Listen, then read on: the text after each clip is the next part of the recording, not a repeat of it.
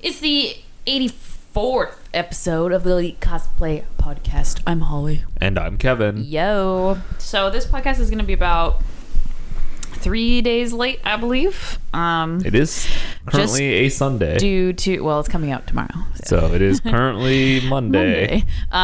Just due to basically Sakura-con, which was, it just ended. Yes. Like an hour ago. Yes.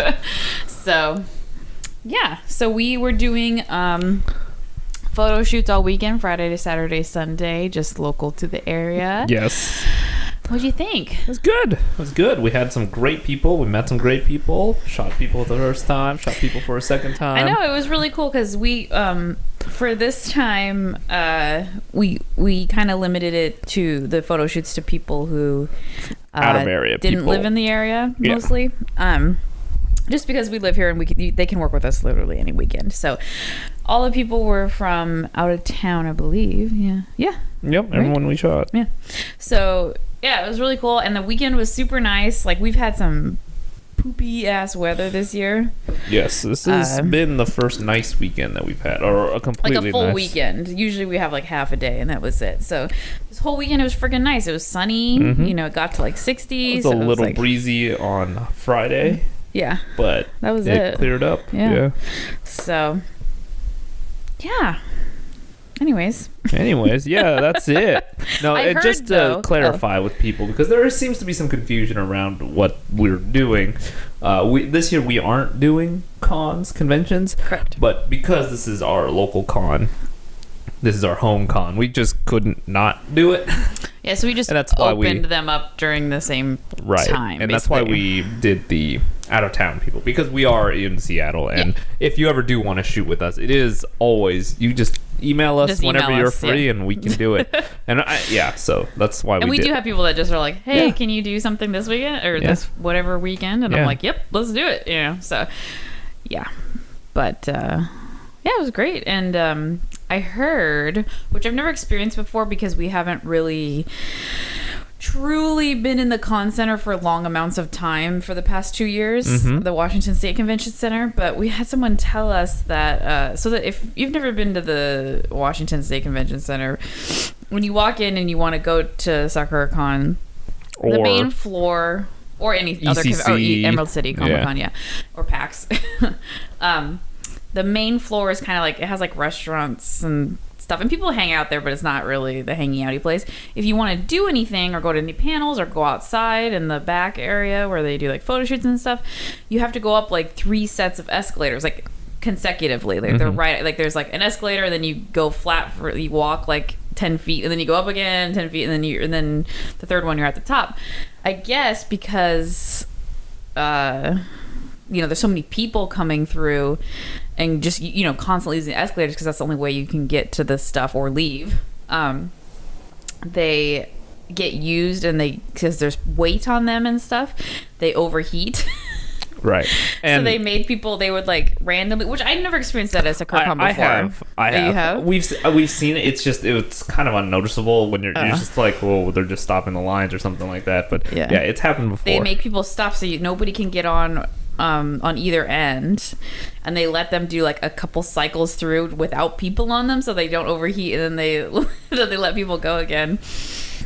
And I'm like, that's just like one of the like 50 bajillion reasons I'm so happy they're going to be adding on to / remodeling the convention center, because I don't like the way that convention center is set up. Right. It's a pain in the butt. It's good for like smaller things. Yeah, like business events, I imagine, where you don't have thousands and tens of thousands of people. Like, because the escalators are constantly in use. Right. Like 100% full of people. Right. Like, It's this year, well, traditionally it's 2 up, 1 down. Well, it depends on what events are going on, but it's usually 2 up, 1 down, because it's 3 sets of escalators. There's 3 sets of escalators, yeah. 3 sets by 3 sets, so 9 total escalators, right?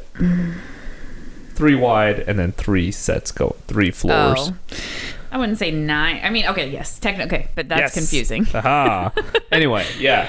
Now, I mean, it's gonna be part of the remodel because they're gonna probably make it big and flat like all other convention centers. I hope so. Yeah, it's.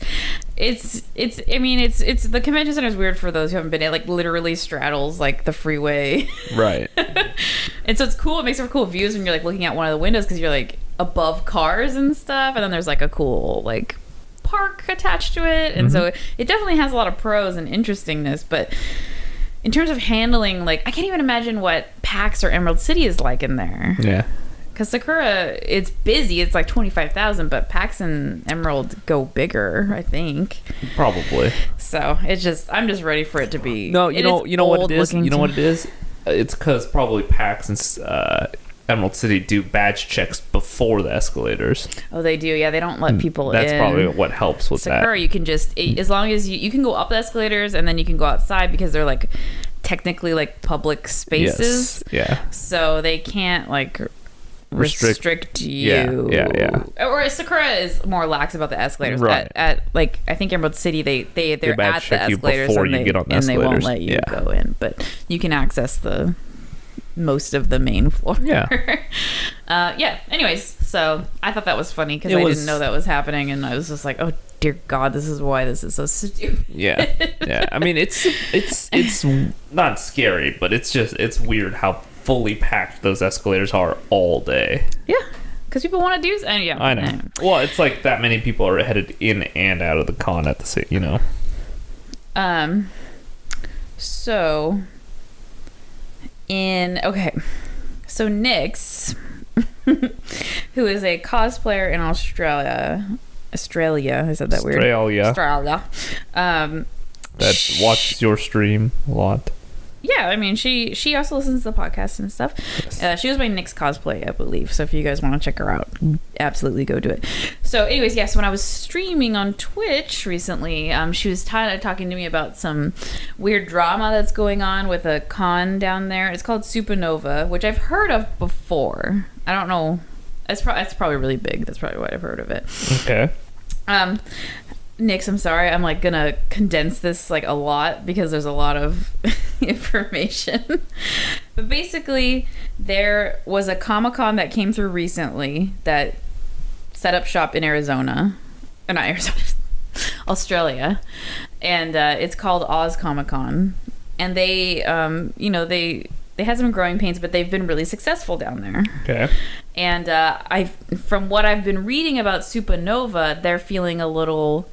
It appears to be they're feeling a little scared / jealous of the success of the Comic-Con. Now, is Supanova an anime con? It was kind of a pop culture, but it did have a lot of anime stuff. Okay.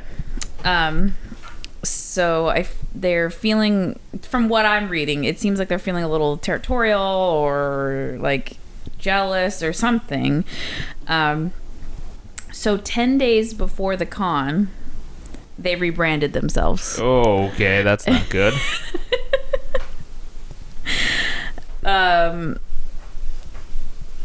So I don't remember what it was.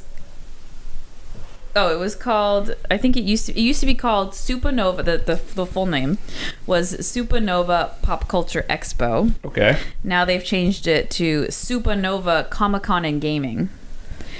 So they're really trying to focus. They're trying to pull the things that are popular right now, which is Comic-Cons, right, which have gotten really popular, and gaming. Yes. Which has gotten really popular, with Twitch and everything. Right. So 10 days before the con, they rebranded. Okay. They also announced like changes to the actual convention, and they redid the website, and it's like half broken. Sure. Because they're rebranding or whatever. Yeah.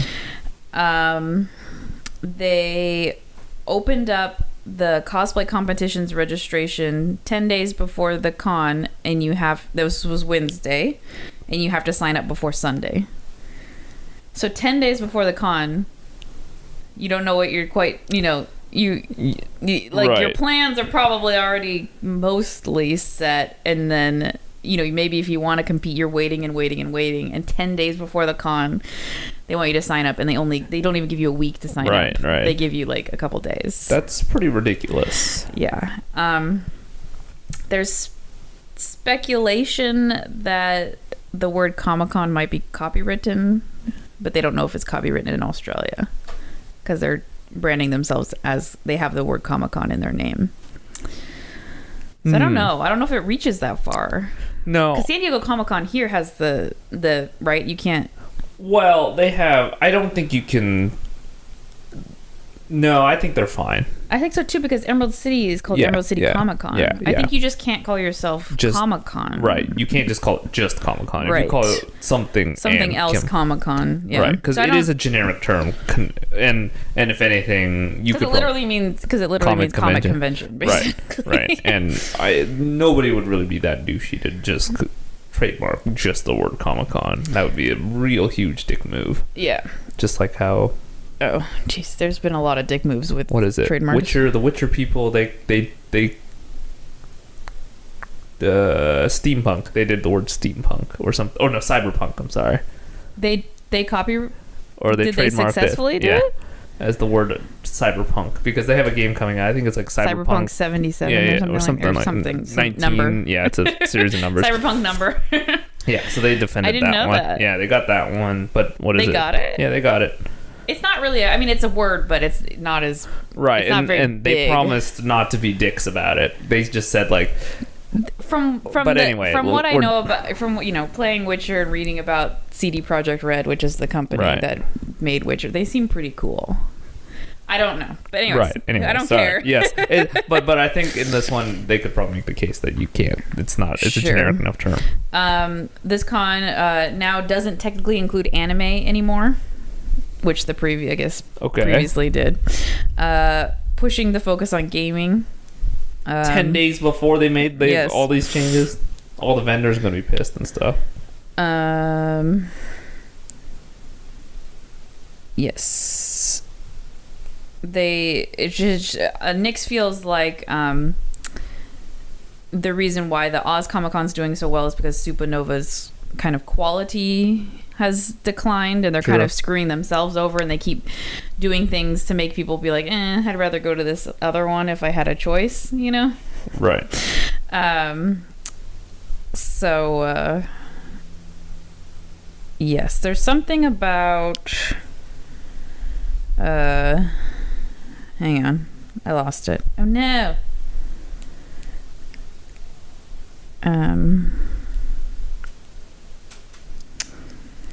So they're gonna feature an all-girl esports team. Ugh, okay, this just sounds like they're pandering. An all-female. Okay, that's how people feel that they're pandering. Oh, yeah. Because it's obvious. So someone in a post said, there's a lot of stuff which is really iffy, like using the idea of using an all-female sports or esports team to say, hey, look at us, we're inclusive, when they haven't taken any steps to actually make the convention safer and more inclusive environment.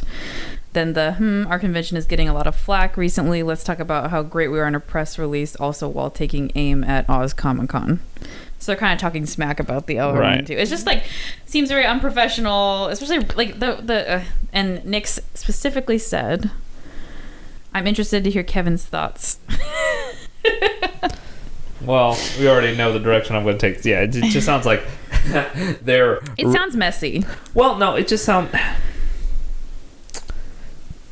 I'm guessing either whoever's mainly, I don't know. So there's probably no investors. Like cons are usually small time people like putting together a bench for themselves. Or they're non-profit. Are you sure? I don't know. I'm saying either or. Yeah, like, exactly. That's usually the situation. Not for profit. Yeah. Group. There are like the. There are for-profit cons. There are like San Diego probably. San Diego Comic-Con, yeah. WonderCon. Probably. What's that one? What's the one that had like literally a chain of cons? Oh, not WonderCon. I don't know why I said it's that. It's the group, Wizard World. Wizard World. There you go. Yes. It's a W. Sorry. Yeah. So that is a company that can do that. But the short notice of this makes me think like something's wrong. Yeah, either that or they changed leadership or something, and they were like, we just need to drop everything and switch over to this. I mean, in my opinion, quality trumps content, or quality content trumps anything, right? So like them just changing to this to directly compete and such short notice to just. All right, because like you said, they're just pandering. Right. They're look, we're gaming games, but like it doesn't matter if it's not interesting or. If anything, it's too late for them to SEO to change anything to actually compete. Like in 10 days, a full rebrand. It's not gonna. If someone were Googling, I want to go to an Australia Comic-Con. Yeah, they could have rebranded after this convention. They could have literally, like, once the convention was over, because it's happening or at least soon, made an announcement at the convention to tell people, hey, next year we're going to be during more the opening focused. ceremonies or whatever. Just be like, next year we're going to be called this, and throughout the year we're going to be processing this rebranding. And they can promote it throughout the year. 10 days before just sounds like somebody it sounds kind of sketchy at the same time. I don't know about sketchy. It's more like somebody forgot that they maybe were supposed to be doing that. like someone wrote down in the book, like, oh yeah, we should rename the con. And then they flipped to the page like, oh shit, we forgot about that. We should do that. Oh yeah, we have a cosplay contest we need to open. Fuck. 10 days. Yeah, that just sounds, something's weird. That should not have happened. It's so weird. Like, unless they had, it doesn't make sense unless they got like some weird advertising deal or some type of partnership that forced them into that. I don't know why, and from a business perspective, I don't know why either. Like, I'm not their business manager, so I can't tell them I can't tell you what's happening. But in my opinion, that's not right. But anyway, that's minor deal. It is stupid. That's overall, and I don't agree with why they didn't really give a reason. I guess they could just do whatever they want. No, because it's their companies, but they can just be like, it's making people not happy though. Yeah, obviously. I totally get that. And the people. You rely on the people. Yeah. So similar with the drama that's happening with NewCon too. It's just like leadership sometimes needs. By the way, for those who don't know, NewCon is a smallish con in Portland that is new. Yeah, a couple years old. Yeah, they kickstarted themselves. Yeah, they kickstarted, which is impressive. Mm-hmm. And they were actually able to get it together. But yeah, I mean, we've heard reports that people do wish leadership changed. It's very known about NewCon. Is it? Within, I don't know if that world? NewCon doesn't get really out, I don't think, past the Pacific Northwest, but I've seen posts about NewCon on my Facebook and about how they are very shady and the money wise, like they're not paying people. They don't, They don't pay people who work for them or guests or stuff like that, and it's all down to literally one person, and you can't get rid of them because they're the leader. Anyways. So yeah, it's super weird. Nix, you'll have to tell us, because I think she's going. Nix, you'll have to tell us how it was and how everything kind of panned out, because I'm interested now to see if the con itself is messy. Right. We're gonna be in Texas mid-May, 12th through the 15th. Yes. We'll be in Dallas and Houston. We do have photo shoots open, but Dallas is currently full. We have started a wait list, so if you want to be on the wait list, you can for Dallas, just in case someone cancels. I mean, it's not... It can happen. Yes. But we do have 3 spots open for Houston, and that's on the weekend. It's like Friday and Saturday spots, so it's like super prime time spots. If you're interested in those, you can go to elitecosplay.com/Texas 2017. That's Texas 2017. And you can read all the information and then throw us an email if you're interested, or if you have friends that live in the Houston-ish area or was able to drive there, tell them about it, because sometimes it's hard for us to get the word out, and a lot of our people that we work with are actually word of mouth. So if you have friends that you think would be interested, let them know that we're coming. And okay, back to it. Anime Expo for the Masquerade, which I believe is like a cosplay contest type thing. Every con has like names their things differently. Like, to me, a masquerade is like a ball where you wear a mask, but a lot of quite a few some cons are kind of going away from it. I kind of noticed, like, they just literally call it the cosplay contest now. But Anime Expo, it's probably a combo. We've never actually been, because that line is freaking ridiculous at Anime Expo. But the Masquerade does include a cosplay contest. I don't know if that's the whole thing, but that's part of it. Anime Expo recently, like as of I don't know, when they put up the sign up, they removed the novice division. So there's like levels. Okay. So you can be like novice, intermediate, whatever. And I feel like that's not very great strategy. No, having the tiers. Oh. Yeah. Well, you don't want like a super beginner to compete against someone who's been making cosplay or is like amazing at it and has won 20 awards. But what's preventing somebody who's been making it forever and just trying to compete in the lower class and winning the lower class. There's probably some sort of review process. Yeah, I would like to see that. Anyway, continue. That's not part of the story, Kevin. All right. Give me the drama. Give me the drama. I can research that for you, or I'm sure somebody else knows, because somebody that listens has probably competed at one of these. So they removed the division. So it means that people who are, newbies at cosplaying, or don't, or want to start at that skill, because, if a lot of these contests do have divisions. So if you want to kind of move your way up in a way, you start at the bottom. So they removed it. And people are saying that,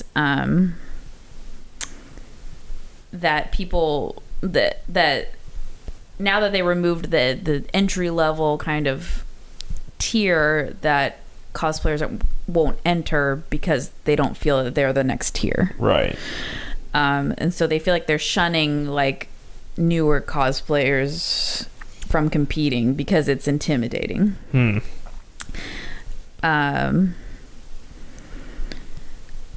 Yeah. But you don't see that's a problem? I mean, it says novices of today, because there's a master class, which I think is like probably the top. It says novices of today can't become the masters of tomorrow without a pathway to get there. Sure. Support the whole community. Sure. I mean, but there's also the other side of the conversation of, we don't have time for this, and we have our stages booked, so what can we cut? Right? And the other thing is that Anime Expo could do is just get bigger convention center. It's a timing issue, right? That's totally what this boils down to. But it appears from what I'm seeing, which I guess I can do more research, but it appears that the first level is intermediate. Right. Which does cut out novice. But like, there's like, can you imagine just like trying something and it's like intermediate and you're like, well, I'm not there yet, Right. But then I doubt it's a time. I mean, it's Anime Expo. They can do whatever the but they don't have enough room. They want. We already know that they're limited on space, so it's just like, what else are they gonna do? I think it's a time thing from their perspective. I think that like they have too much stuff in the main hall. The other thing too is probably the audience that attends the novice level is probably a lot lower than because it's probably taking a main stage event. It's probably a low attendance event. So okay, there were 3 tiers: novice, intermediate, master. Now there's only 2. Yeah, I mean it's only 3. It's not. Listen, pathway for growth is one thing. Like, I'm sure there are many other California cons, small cons, private cons, like things at college events and stuff like that will satisfy the novice tier. I think that they had a lot of applicants probably, but low attendance, which just drives an issue to the attendees of low attendance to the masquerade. Well, low attendance to that specific part of the event, right? Like just for the judging of the novice level. Okay. I mean, it says a total of 35 entries will be allowed to compete. Why can't you but see, you have your number and then you split it up. But see, now you have more, like, okay, you have 35, then at that point you could only have like 10 10 10, right? Or 12 12 12, whatever, 36. What if you did it like if 16 16, or like if you wanted, I mean, you don't have to eliminate it. You can make maybe the novice group a little smaller. But then that's just the same thing. You could. I mean, what's the point of like if you have, because you can actually get 4 people in novice and then like the rest is dedicated to intermediate and expert. It's just I'm just saying it's like you had it last year and then this year it's just like not allowed. It's a timing thing. That's what I'm boiling it down to. I mean, they're also taking it very seriously because people are very mad about it. But they said they'd talk about it in the next meeting. No, they're not going to do it. I guarantee you.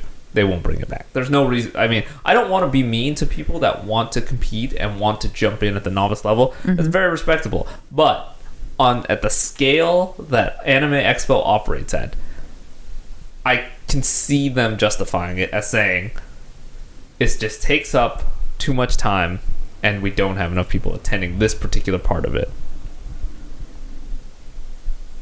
That's it. They could absolutely make the argument because they are in the United States the biggest anime convention. Yeah, the anime under anime, yeah. So yes, they could probably just lop off novice and say, go to your local events, go to smaller events and participate there. And then once you get comfortable at participating in these smaller events, then you'll feel comfortable at intermediate. What if that was like your dream? Like this one girl said, I've been working on my cosplay for 8 months to compete in the novice, and now I can't. Then apply for intermediate. Like why are you like, if you don't have if you've spent that much time and effort, then why not just apply for the next class up? I mean, if it's the same number of slots... Because you don't have the skills, maybe, to be intermediate. But if it's the same number of slots, then well, why not, right? Because if they were going to offer 10, 12 slots per group... What if you had the skills enough to get into novice, but you don't have the skills enough to get into intermediate? Because now you're competing with people who have been doing it for a while. Like, I can see why people are upset, but then again, I will say, yes, you've been working on that for 8 months. Then, defer another 2 months onto it for the next convention that's nearby you. All right. I know that's disappointing to hear, but sometimes people have to tell you the bad news to tell you to say, like, where are you going to improve and how are you going to do it? Yep. That's just my thoughts on it. All right. I just think the con is 2 months away, so that's a lot of time, kind of. But I think if you were looking forward to it, it's like, especially since all these years prior, it's been there. Yeah. And I think, like, it's the case again, kind of in a way, in a lot smaller way, like the Supanova thing. It's like maybe last year they could have been like, FYI. Yeah. This will be the last year.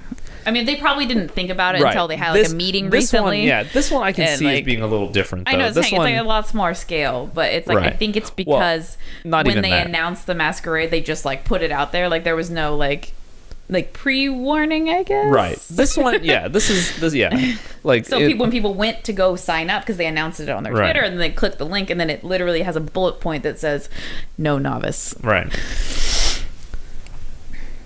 Yeah, unfortunate, but I think it's... like you said, it probably did run long. Right. I think the masquerade at Anime Expo is like 4 hours long. So. I mean, imagine all the set changes and crap like that. Ugh, so much. Yeah. And, you can make the argument, too, that, like, the novice doesn't have the skill set to be able to turn over the stage fast enough for the next group to move on. And that just causes more issues and more delays. I assume you have to have it pretty tight to apply. They had all these rules, like audio, and, like, all your shit had to be, like... Yeah. I can't even imagine, but...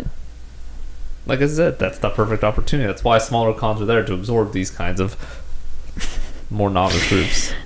All right. This is my opinion. I could be wrong. Please yell at me in the comments. I'd appreciate that. I don't know. I mean, I don't have... I guess I think I just feel bad for people. No, I mean, I mean, that's a perfectly normal human emotion. But you see, when you talk to a robot like me, it's fine. Like, I acknowledge it in the list of commands. Like, this is an unfortunate thing, and it's not cool. Yeah. But from the programmatic side and other things that you have to mush around in a schedule to make things happen, it's not the worst thing that they could cut. Yep. All right. Well, I mean, I do agree. Yeah, there are smaller cons that you could probably, get comfortable at, practice, and then when you feel comfortable to the next level, you can apply to intermediate. Yeah. Yeah, I don't know. Yeah, Anime Expo is getting too big for its britches. Yeah, exactly. That's the other thing. If they could... Pretty soon there's got to be a cap, They have to scale up, yeah. There's going to have to be a cap. Or is there go a cap? To a bigger convention. That convention center is pretty big. San Diego Comic... Oh, no, San Diego Comic Con. They have a cap, too. Do they? Yeah. PAX has... Like, everybody has a cap. Well, BlizzCon has a cap. Right. I think Anime Expo is going to be the... Well, I bet what they would do is they would do a Saturday cap is what they would probably end up doing. They're probably not going to do a total attendance cap or an attendance on Saturday cap, because that's the busiest day, and that is the day where, like... I would say Saturday, Sunday. Well, this year it's going to be... Oh, right, because of the 4th of July. What's day one? Day one, she's the girl we talked to. Day one, I think, is Saturday this year. Oh God! No. She said no. Day 0 is Thursday. Day one is Friday. Oh, so it's like a regular con this year? Except it goes till Tuesday. I'm so confused. Hang on. It's 4 days. It's 5 days. 4 days.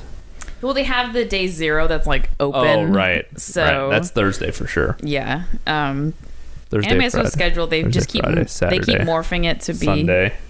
Oh, you know Thursday, what? Friday. No, it's off. Whoa. Yes. Okay. So day 0 is Friday. Day 1 is Saturday. What day is the 4th? Tuesday. Ah, okay. That's the last day. So Friday, Saturday, Sunday, Monday, Tuesday. Wow, 5-day con. Because Anime Expo started morphing their schedule to be on 4th of July. Right. Or one of the dates to be on, because people have that day off typically from work and stuff. So this year, the busy days are going to be Sunday, Monday, which is so weird to say. Yeah. Yeah. Like, oh, Monday's a busy day. Yeah. Look at Kevin. He's like, Because next year that means that 4th of July is on a Wednesday. That'll be day 1, I bet. Day 1? Shit. Yeah. Oh, it's the middle of the week. Yeah. I don't think they've come across this time. In 8 years now. Yeah. Well, because they only started doing this 4th of July thing like 2 years ago. Yeah. So before it was just the weekend before the 4th of July or the weekend like right after the 4th of July. It didn't necessarily include the 4th of July. So it didn't have to be on the 4th, but now they're like, they make it on the 4th, and okay. Well, after Anime Expo this year, we'll be talking about that because that'll be funny. Yeah, we'll see what happens with that. I mean, last year it worked out okay because we came back home. On the 4th of July. We keep coming home on the 4th of July. Yeah, so. We were able to see the fireworks. And drunk people stumbling around. Oh God, guys, that was so weird. Coming home on the 4th of July, we came home at night. We landed at like 9 or 10. No, it was like 8. And then we took the bus home. Right. There's a light rail in Seattle that goes from the airport to downtown Seattle.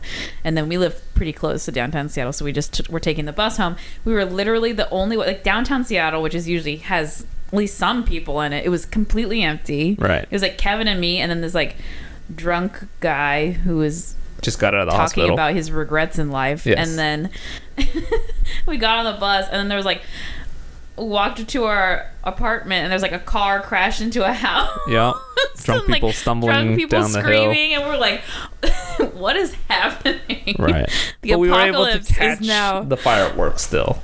We did, right? Yeah, it was on the walk home. Like we were literally got off the bus, and it was like pew. No. We oh yeah, it must have been. We caught it like right when we were walking home. Yeah, it was really well timed. It was really funny. I forgot about that. I think I blocked it out because it was like a zombie apocalypse situation. Anyways. I also want to say I've been streaming on Twitch. I usually do it about 3 days a week because that's how I feel good committing wise.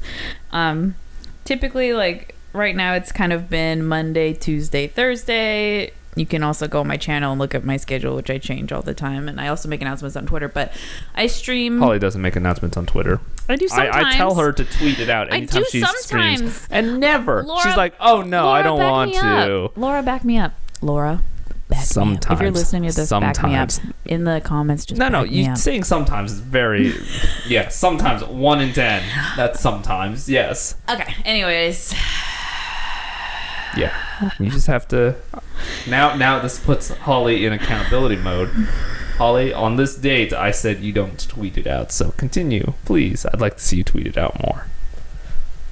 If you'd like to see Holly tweet out when she streams, tweet her on Twitter and tell her that we need to know. And that's at Elite Cosplay. Wait, Elite_Cosplay on Twitter. Look at this face she's making at me. Oh, wait. We're not doing this on video anymore. She's making a face at me.